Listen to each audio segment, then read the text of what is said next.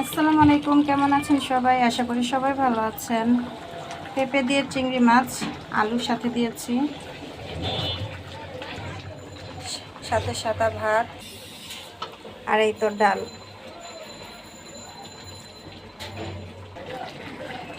আজকে খুবই সাধারণ রান্না আর খুবই শর্টকাট। আমার বাচ্চারা আবার পেঁপে দিয়ে এই তরকারিটা পছন্দ করে, ওরা পেঁপে তরকারি এমনিও পছন্দ করে, সেটা ভাজি বা সবজি বা মাছ দিয়ে।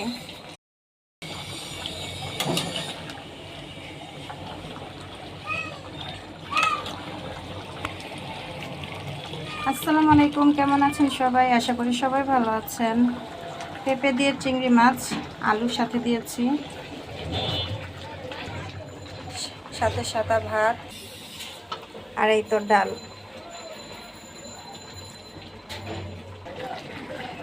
আজকে খুবই সাধারণ রান্না আর খুবই শর্টকাট।